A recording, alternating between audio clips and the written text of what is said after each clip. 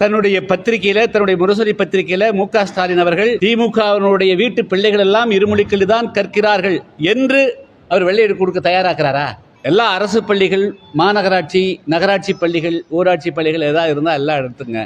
திமுகவினுடைய அமைச்சர்கள் இருக்கிறார்கள், அவர்களுடைய பேர குழந்தைகள் இருக்கிறார்கள், அதேபோல 40 நாடாளுமன்ற உறுப்பினர்கள் கூட்டணியாக இருக்கிறாங்க, சட்டமன்ற உறுப்பினர் இருக்கிறார்கள், ஊராட்சி மன்ற தலைவர்கள், அதேபோல ஒன்றிய கவுன்சிலர்கள், டிஸ்ட்ரிக்ட் பிரசிடென்ட் இருக்கிறாங்க, கட்சியிலுடைய மாவட்ட செயலாளர்கள் ஒன்றிய இருக்கிறாங்க. இவங்களுடைய பிள்ளைகள் எல்லாம் எத்தனை பேர் வெறும் தமிழ் மொழியை மட்டும் 2 மொழியை மட்டுமே கற்கிறார்கள் என்பதை புள்ளி விவரமா கொடுத்தாங்கன்னா அதுக்கு பிறகு பேச. அது கொடுப்பதற்கு தயாராக்குறாங்களா? வெளிப்படுத்துவாங்களா? அதைய திமுக அதை விட்டு போட்டதுக்காக இன்னைக்கு பேசுறாங்க. இன்னைக்கு காலகட்டம், இன்னைக்கு பல மொழிகளையும் கற்றால்தான் இன்னைக்கு இருக்கிற பிள்ளைகள் நாளைக்கு இருக்கக்கூடிய எதிர்காலத்துக்கு தங்களை ஆயத்தப்படுத்திக் கொள்ள முடியும். இன்னைக்கு இந்தியை தாண்டி ஜெர்மன், அதே போல ஜப்பான் மொழி, ரஷ்ய மொழி என்று பல மொழிகளையும் கற்கக்கூடிய சூழல்ல இவர்கள் ஏதோ ஒரு 50 வருஷத்துக்கு மேல ஒரு கொள்கை எழுதி வச்சுட்டாங்க. அதை தமிழ்நாட்டு மக்கள் மீது இந்த 2 மொழி கொள்கையை திமுக திணிக்கிறத விட்டுறணும். அவங்களுடைய போராட்டம் வெல்லாது, அவர்களுடைய போராட்டம் தோற்கும். அவங்க என்னென்னமோ பண்ணி பார்த்தாங்க, போர் மொழி போர்னு. ஏன் பண்ண மாட்டேங்கிறாங்க?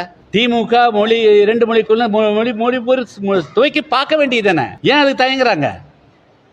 அதுல என்ன தயக்கவங்களுக்கு?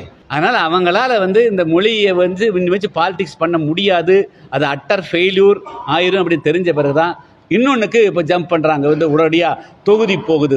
ஏன் அந்த 40 எம்பிகள் என்ன பண்ணிட்டீங்க? ஒரு 5 எம்பி குறைஞ்சு போன என்ன ஆயிரும்? குறைய விடக்கூடாது என்பது வேறு பிரச்சனை. ஆனால் இவர்கள் தங்களுக்கு இருக்கிற சக்தியை வச்சு இன்னைக்கு என்ன பண்றாங்க? நாடாளுமன்றத்தில் தடுத்து நிறுத்தணும். ஏன் மக்களை தூண்டி விடுறீங்க? நீங்க இன்சைட் பண்றாங்க.